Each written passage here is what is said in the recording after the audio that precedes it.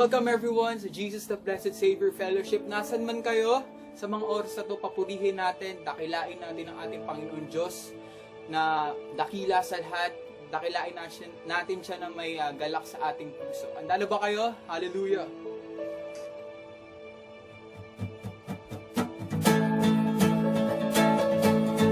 Thank you, Jesus!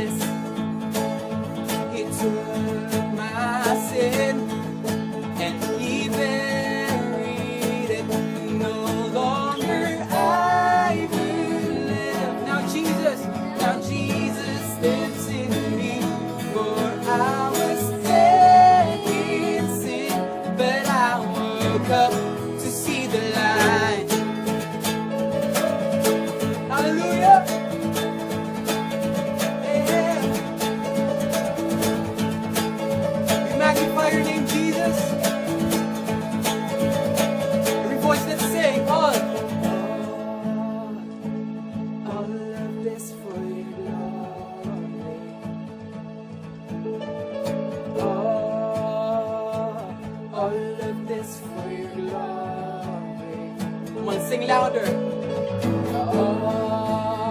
Hey. All of this for your glory. Yeah. All of this for your glory. No longer I who live. Now Jesus lives in me. For I was dead in sin, but I woke up to see the light. Hallelujah. Yeah. Let's sing all of this for your glory. All of this for your glory, Jesus. All of this for your glory. One more time, let's sing.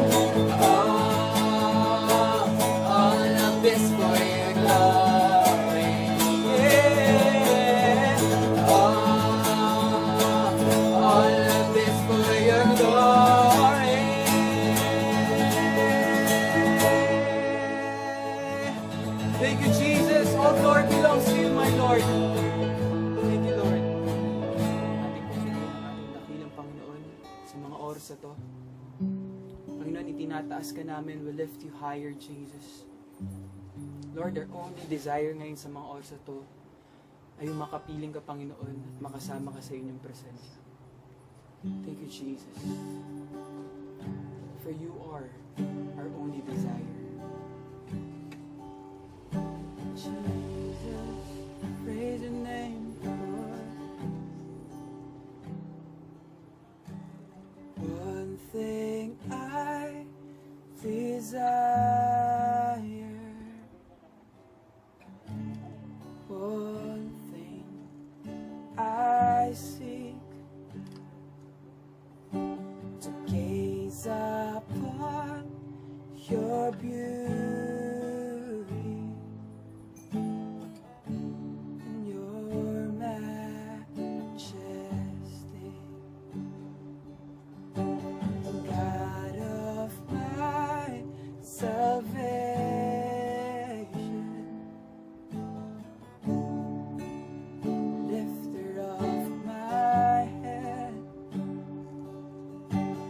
Teach me how to live.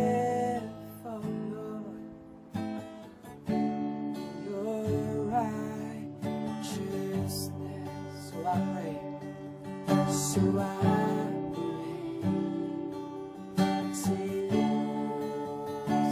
pray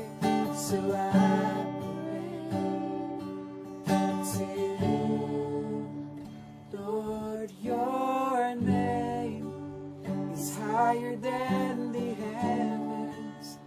Lord, your name is higher than all created things, higher than hope, higher than dreams, higher than dreams. The name of the Lord.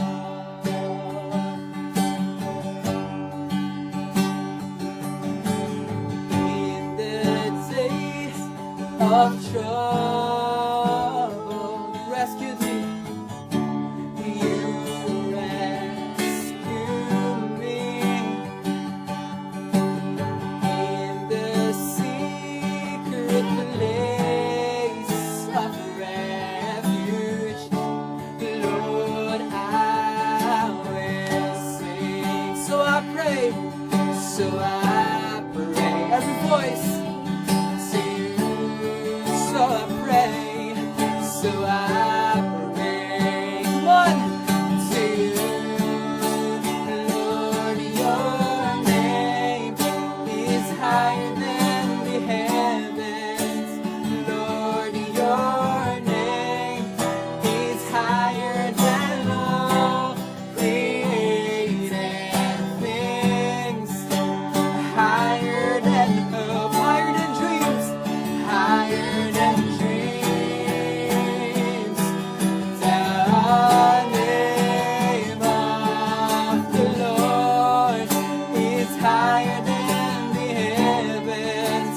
Lord, your name is higher than all created things, higher than hope, Jesus, higher than dreams. The name of the Lord. Higher. Oh, I will seek your face. I will seek your face. My only desire, Lord. I will seek your face. Call upon your name, Jesus. All I want is you, more than everything. Jesus, I will seek your face. I will seek your face. Call upon your name. Call upon your name. Jesus, all I want is you. Every voice let's sing. Jesus, and I will seek your face, and I will seek your face. Call upon your name, call upon your name, Jesus, and all I want is you, more than everything. And Jesus, oh, your name is higher than the heavens. Lord, your name is higher than all created things, higher than hope, higher than hope.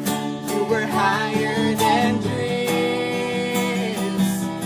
The name of the Lord is higher than the heavens.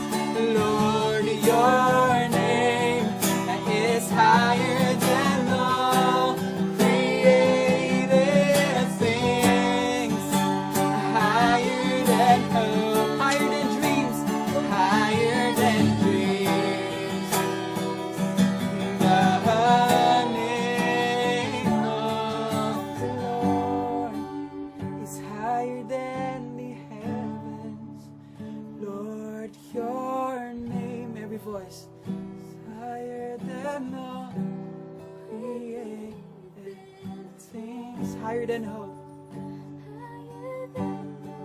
Higher than dreams. It's the name of our Lord Jesus Christ. One more time, let's sing for the last time.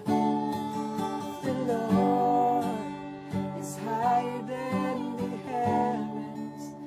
Lord, your name is higher than all created things. Higher than hope, higher than dreams. The name of the Lord. We praise you, Jesus.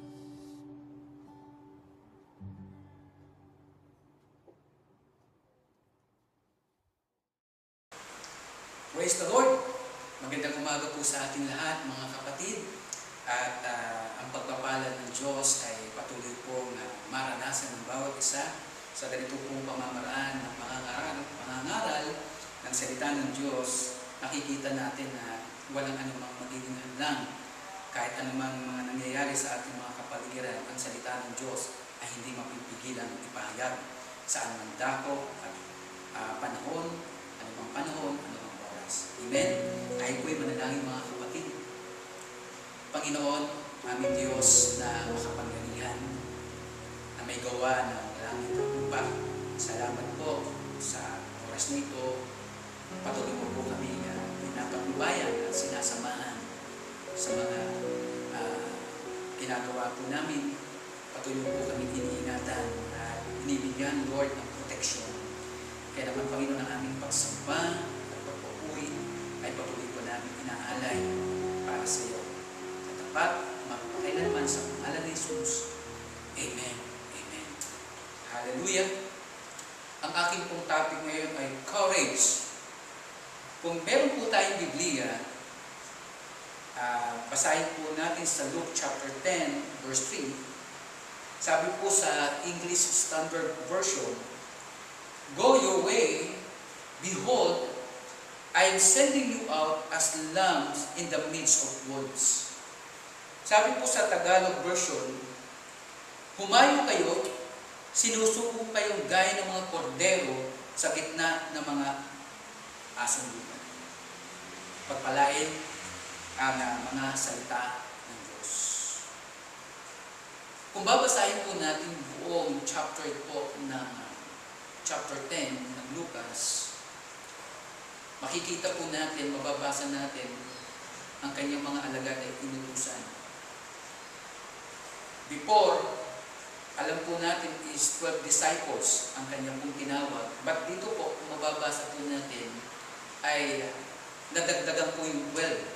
Naging pong 72 disciples. Ngayon, inatasan niya itong 72 na mga disipulo upang humayo, ipangaral ang mabuting balita. Pero ang sabi niya sa verse 3, sa binasa natin, "Sinusuko ko kayo gaya ng mga kordero sa gitna ng mga asong gubat. Mga tupa sa gitna ng asong gubat." Kung ilalarawan po natin ang isang tupa, siya po ay isang maamo. Dahil siya ay maamo, ay mapakumbaba, at isang inosente, at ang tupa nakikinig sa kanyang pastol. Kaya nga ang tupa ay represent na si Jesus. Pero kung ilalarawan po natin yung asong gubat, ay isang mailap, isang mabangis, at ito'y pumapatay. Yun po ang karakteristik ng asong gubat.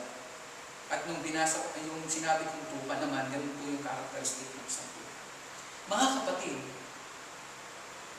nais na Jesus na ipahayag at ipakita doon sa 72 disciples na kanyang sinugo na hindi madali yung kanilang susungin.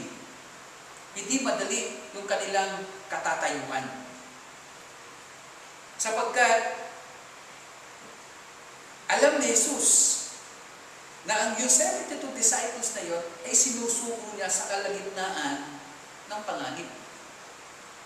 Sinusuko ni Jesus. Alam ni Jesus na meron silang tatahaking panganib.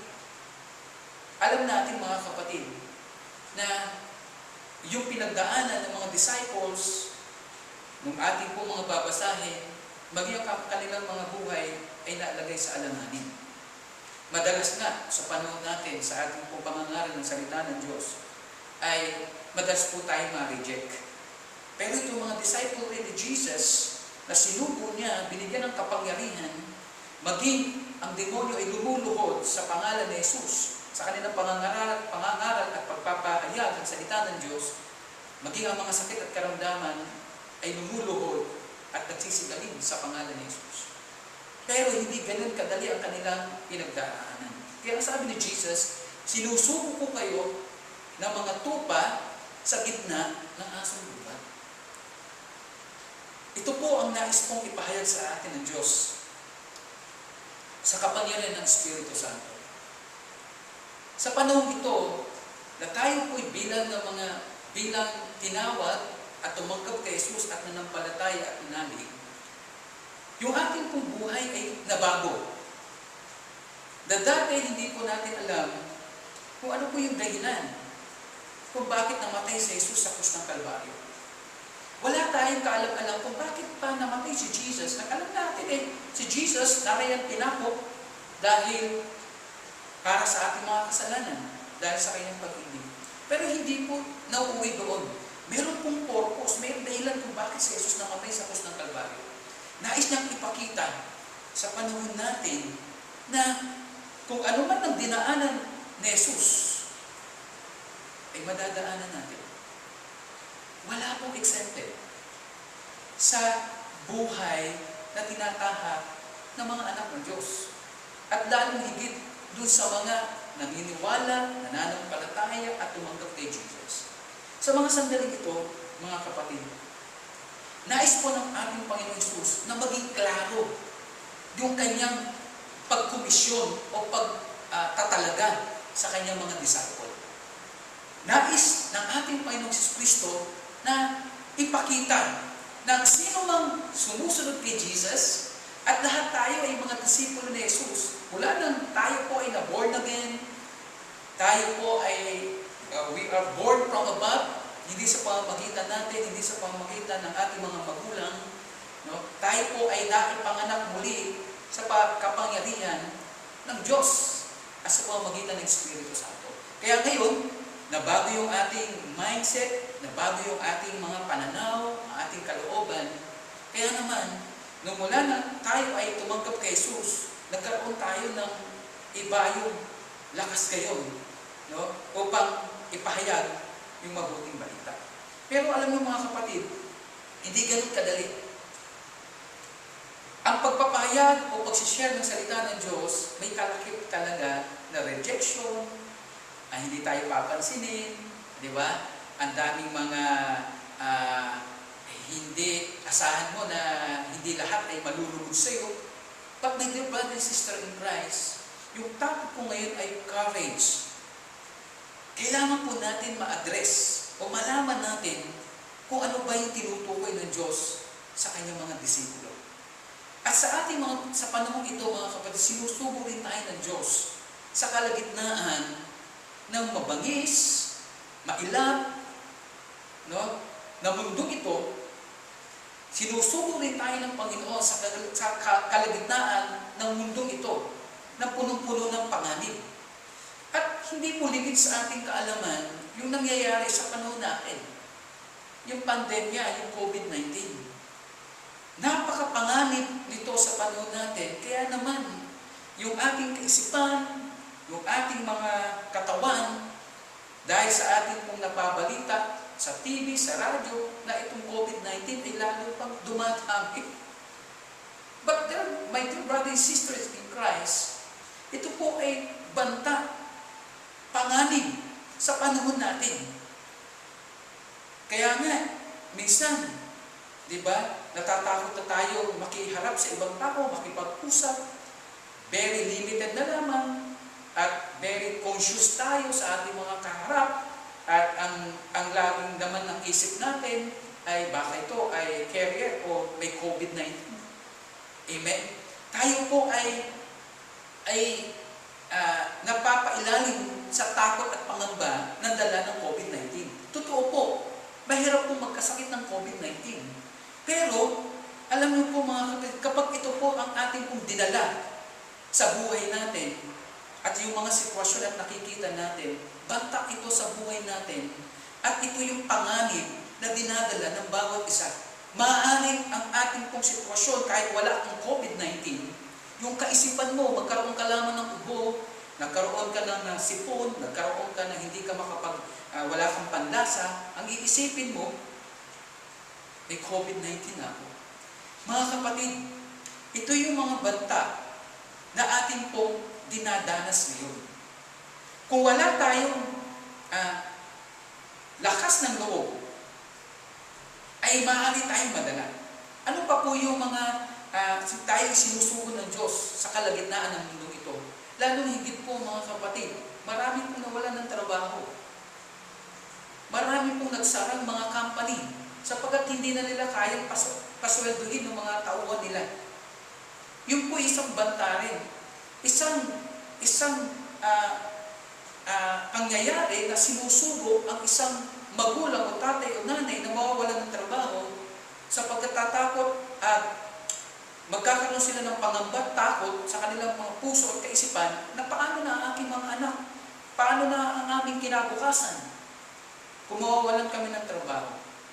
Hindi lang yung mga kapatid, maging ang mga kabataan ngayon, sila po ay sumusuong sa tukso ng mundo ito. Hindi tayo naandito ang tukso sa kapaligiran. Ngunit kung hindi tayo maging aware, maaari tayong madala nito at tayo ay lamunin. Amen? Sapagkat alam natin, ang tukso po ay nagsisimula lamang sa maliit, palaki. Amen? Ang bisyo nagsisimula sa maliit na bisyo hanggang maging adik ka na sa bisyo na iyong ginagawa. Amen? Kaya ito po yung mga banta ng ating Panginoong Hesus. Tayo mga nakakilala sa Panginoon ay sinusugo tayo sa kalagitnaan ng mundong ito na punong-puno ng panganib, pangamba, takot. Pero mga kapatid, ano ang dapat natin gawin? Paano natin maipapahayag ang mabuting balita sa kalagitnaan natin, sa mundong ito na punong-puno ng takot at pangamba? Ano po yung, paano natin maipapahayag ang mabuting balita sa kalagitnaan ito? Alam niyo, kailangan natin na maging matapang. Ano bang ibig sabihin ng courage? Ang sabi po sa Encarta Dictionary, quality of being brave. Ibig sabihin yung kalidad o uri ng pagiging matapang na hindi natatakot. Na, sabi dito, the ability to face danger, difficulty, uncertainty. Ibig sabihin, yung courage ay marunong ka o kaya mong harapin anumang panganib na iyong kinakaharap, anumang mga kahirapan o bigat sa buhay mo, na dumadating sa buhay mo, maging yung mga bagay na hindi mo alam kung ano yung pupuntahan, mangyayari sa buhay mo. Ang courage ay nagbibigay ng lakas ng loob at hindi natatakot kung anumang nagaganap sa buhay niya sapagkat alam niya na meron siyang courage. But my dear brother and sister in Christ, sa Bible po ay hindi lamang kalakasan ng kalooban o tapang kundi may malalim na pinanguhugutan o pinaniniwalaan o pinanghahawakan. My dear brother and sister in Christ, bago po ako naging pastor, ako po ay meron po akong inferiority. Yung inferiority complex na napakababa po ng tingin ko sa sarili ko. Dahil sa sobrang baba ng tingin ko sa sarili ko, takot po ako makihalibilo sa ibang tao, lalo na doon sa mga taong alam ko na mataas yung pinag-aralan, at lalo na yung mga nag-i-English, no? Takot ako makiharap sa mga foreigner. Hindi ko alam kung anong pakiramdam na nararamdaman ko. At ganun po yung nangyayari dahil ganun po yung tingin ko sa sarili ko. Nagkaroon po ako ng introvert rin po ako, na ibig sabihin takot makiharap. Sobrang mahiyain. Di ba? Ang gusto ko lang makausap yung mga kakilala ko lang. But pag ibang tao yan, hindi po ako magsasalita, ako po yung tahimik. Pero dahil po sa kabutihan ng Diyos, dahil sa kapangyarihan ng Diyos sa buhay ko, nung nakilala ko siya, sa isang prayer meeting, nakita ko yung kapangyarihan ng Diyos, naramdaman ko, naranasan ko yung kapangyarihan ng Espiritu Santo. Alam niyo po, unti-unti po ako, para akong binuhusan ng isang malamig na tubig, na nagkaroon ako ng interest o desire na umatin lagi sa gawain ito, at hindi lang yung mga kapatid. Dahil sa aking po pag-a-attend, no, naisipan kong pumasok sa isang choir. At unti-unti pong na-develop yung confidence ko na makiharap sa ibang tao. Dahil sa tulong rin ng aking Panginoon, dahil nakilala ko siya na walang mahirap at imposible sa kanya. Nabago ko yung buhay ko hanggang ngayon, mga kapatid, na nagkaroon ako ng lakas ng loob, tapang, na ipahayag sa kalagitnaan ninyo yung mabuting balita kung anong ginawa ng Diyos sa buhay ko. Sapagkat walang mahirap at imposible sa Diyos. Ganun din po mga kapatid, yung mga kilala po nating mga propeta at mga lingkod ng Diyos. No? Meron silang pinanguhugutan na malalim na paniniwala. Meron silang pinanguhugutan na matinding o malalim na pinanguhugutan na paniniwala patungkol sa Diyos. At alam po natin kung hindi nyo po maalaala o nakalimutan nyo po yung story po ng tatlong kabataan na si Shadrach, Meshach, at Abednego, ay mga kabataan ito. Pero yung hari during the time ay nagutos na lumuhod sa pinagawa niyang gintong ribulto. Pero itong kabataan ito, mga kabataan ito, ay merong tunay na pananampalataya sa Diyos. Sinuway nila, hindi sila sumunod doon sa hari na pinag-uutos na sumamba, lumuhod doon sa gintong kanilang tinayo na napakataas, at ang lahat ng tao ay luluhod. Pero itong tatlong kabataan ito ay hindi luluhod. Sa kabila na merong kaparusahan, na ano ang kaparusahan? Sila po ay itatapon sa kubod. Kaya nga po sabi po sa Daniel chapter 3 verse 16, sinabi niya Shadrach, Meshach, Abednego, mahal na haming Nebuchadnezzar, wala kaming masasabi sa inyo tungkol sa bagay na ito. Gawin ninyo kung iyan ang gusto ninyo. Ang Diyos na aming pong pinaglilingkuran ang magliligtas sa amin sa naglalagablab na pugon mula sa inyong kapangyarihan. Kung hindi man niya kami iligtas, hindi pa rin kami luluhod o maglilingkod sa inyong mga Diyos ni sasambahin sa ribultong ginto na pinagawa ninyo. Grabe! At ang nangyari mga kapatid, tinapon sila. Pero alam nyo, dahil sa katapangan, sa lakas ng loob ng mga kabataan ito na may pananampalataya sa Panginoon, nung hinulog sila sa pugon, alam niyo mga kapatid, hindi sila nasunog. At hindi lang yun, nung sinilit ng hari, meron pa silang kasamang isa. Di ba? Mga kapatid, marami po sa istorya sa Bible na mababasa natin na yung kanilang pinanguhugutang lakas at paniniwala at pananampalataya doon sa totoong Diyos na kanilang pinaglilingkuran. Naalala niyo po si Daniel, si Prophet Daniel. During the time, si Haring Dario, mga kapatid, ay nag-atas na huwag munang malalangin ang bawat isa sa kanilang mga Diyos. Ngunit dahil si Daniel ay may mga kaaway, minamanmanan pala ng mga kaaway na ito ni Daniel na mahuli Ito si Daniel kung mananalangin. Pero alam niyo mga kapatid, nahuli ng mga spy o mga kaaway ni Daniel na ito si Daniel ay nananalangin. Hindi lamang isang beses sa isang araw, kundi 3 beses sa isang araw.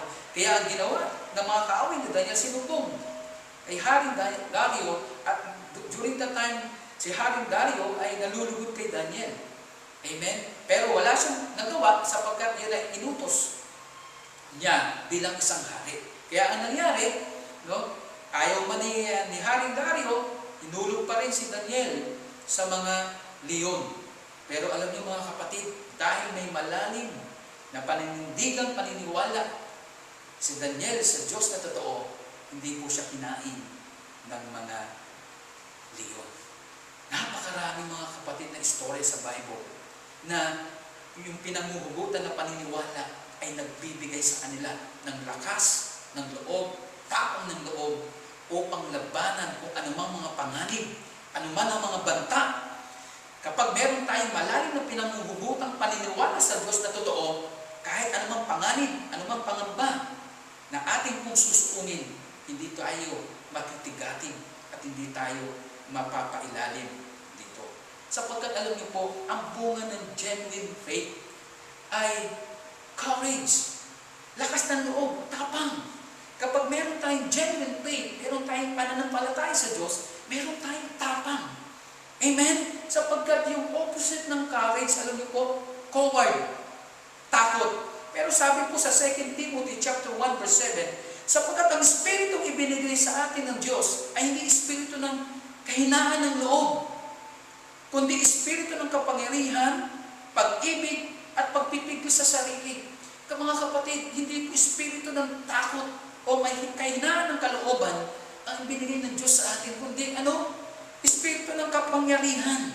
Ano yun? Kapangyarihan na tapakan natin lahat ng gawa ng kaaway. Kapangyarihan na magpatuloy. Kapangyarihan na hindi magpadala sa mundo ito. Kapangyarihan na gapiin ng COVID-19. Kapangyarihan, mga kapatid, na tayo ay lalo pang maging malakas, magpatuloy sa mundo ito. Pag-ibig, pagmamahal. No, kahit na ang hirap mahalin, pero minamahal pa rin natin. Amen? At pagpipigil sa sarili. Yun po ang kalooban ng Panginoon sa ating buhay. Hindi po mangamba at matakot. Kung ikaw man ay naandan sa sitwasyon na yan, kapatid, ito yung panahon para manindigan, no, sa Diyos na totoo na iyong pinaniniwalaan. Amen? Ano yung tapang na ating ipapakita sa kalagitnaan ng mundo ito? Ipakita natin na tayo ay naninindigan sa mga pangako ng Diyos at hindi basta-basta na nagpapatangay sa sistema ng mundo ito o sa mga problema na dumadating sa mundo ito. Ano sabi daw? Manindigan sa pangako ng Diyos at hindi basta-basta na nagpapatangay. Amen? In other words, stick to the promises of God. Manatili tayo sa pangako ng Diyos.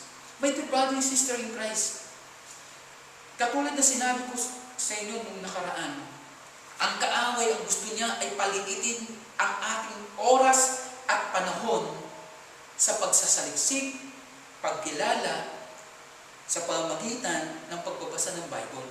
Sapagkat alam po natin, kapag nabasa po natin ang salita ng Diyos, lahat po ng pangluloko ng kaaway ay makikita natin at mahahayag at ipapahayag sa atin ng Espiritu Santo. Amen? Sabi po sa Hebrew chapter 10 verse 23, let us hold fast the confession of our hope without wavering, for he who promised is faithful. Sabi po sa Tagalog, magpakatatag tayo sa ating mga pag-asa at huwag nang mag-alinlangan pa, sapagkat ang nangako sa atin ay maaasahan. Tandaan natin mga kapatid, yung salita ng Diyos na ating pong pinangahawakan, ito po ay maaasahan natin tunay na matatag. Yung pag-asa natin na ibibigay natin sa mga pangako ng Diyos, ito po ang nagpapapatatag at magbibigay sa atin ng lakas ng loob upang panghawakan ang pangako ng Diyos. Ganun po rin po sa 2 Thessalonians chapter 3 verse 3, but the Lord is faithful, He will establish you and guard you against in the evil one. Sabi ko sa Tagalog, ngunit tapat ng Panginoon, siya ang magpapatatag at mag-iingat sa inyo laban sa masasama. My dear brother and sister in Christ, ang pangako ng Diyos ay nangyayari. Siya po ay tapat na totoo. At ito po yung magpapatatag sa atin. Kahit anumang mangyaring masama, kahit anumang panganib, anuman ang suugin natin.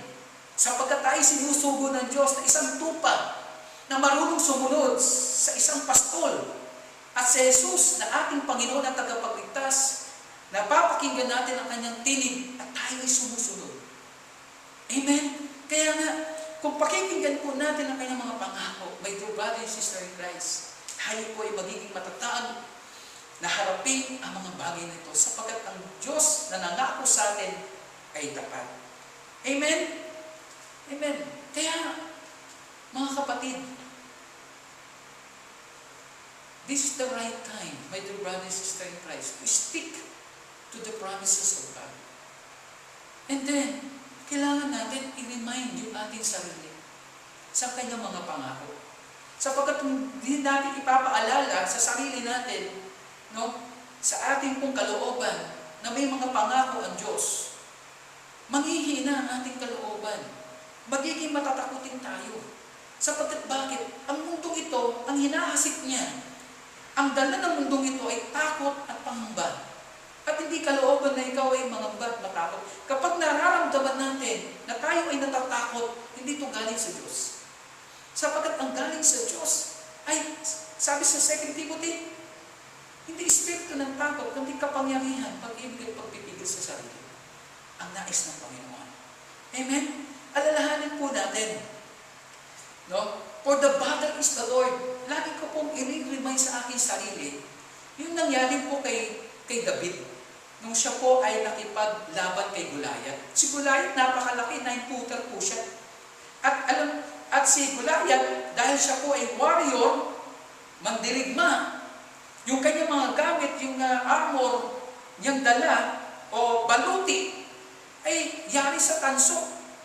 Amen? At ito po'y mabibigat.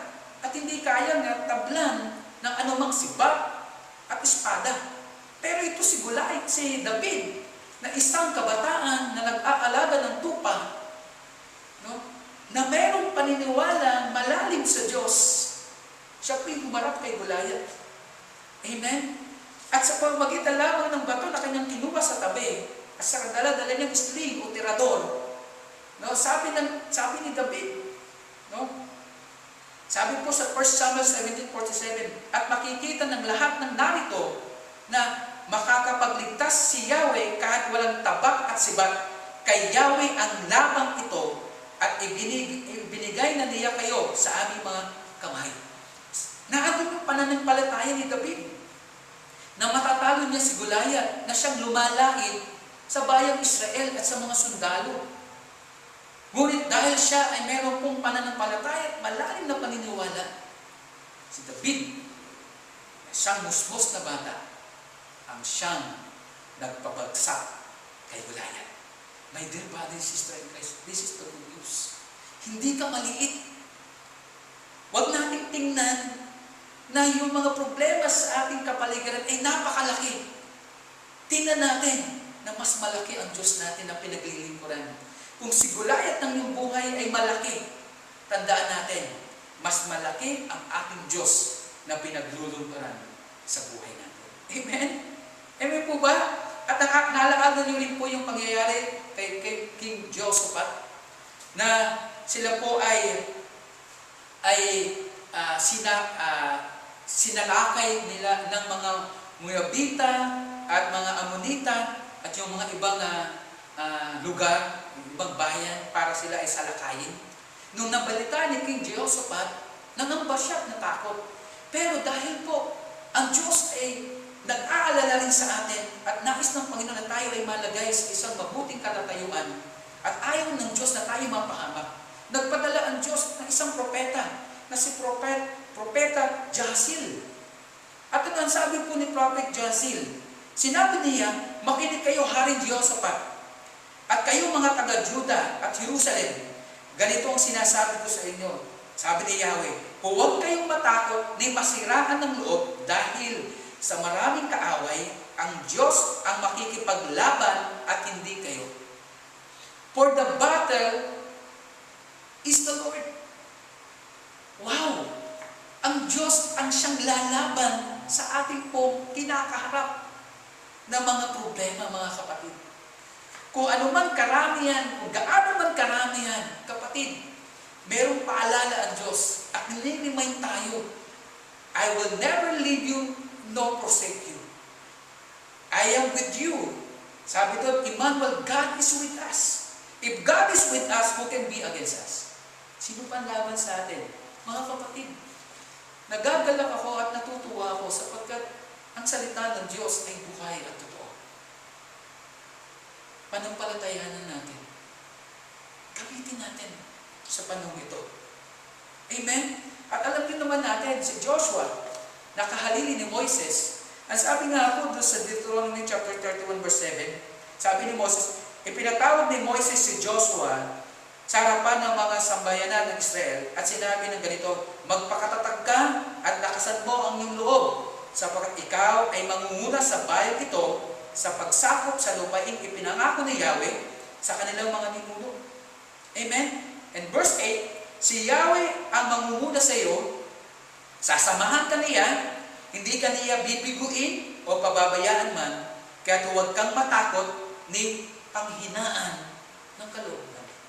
Mga kapatid, si Jesus ay tinanggap natin bilang Panginoon na tagapagligtas. Hindi tayo exempted. Totoo yun. Kapag naging Kristiyano tayo, hindi ibig sabihin kapag naging Kristiyano ka, wala ka ng hirap. Wala ka ng problemang tatahakin. Hindi. Hindi po yun ang sinabi ng Bible. Pero ang sabi sa Matthew, chapter 11, verse 28, 29, o ano, sabi niya, hindi mabigat na pamatok ang ibibigay sa inyo, kundi ito ay light and easy. Hindi tayo mabibigatan. Hindi tayo mahihirapan. Kung anumang problema na kinakarap natin, mga kapatid, hindi ito magiging dahilan upang tayo sumuko. Sapagkat light and easy ang ibinibigay ng Diyos sa atin. Amen? Hallelujah! Kaya mga kapatid, be strong and courageous. I-remind natin, paalalahanan natin ang ating mga sarili na mayroon talagang susuungin tayo sa mundong ito. Pero ang sabi ng Diyos, maging matapang ka. Hindi ka magiging matagumpay sa ibabaw ng mundong ito kung may hinang loob natin.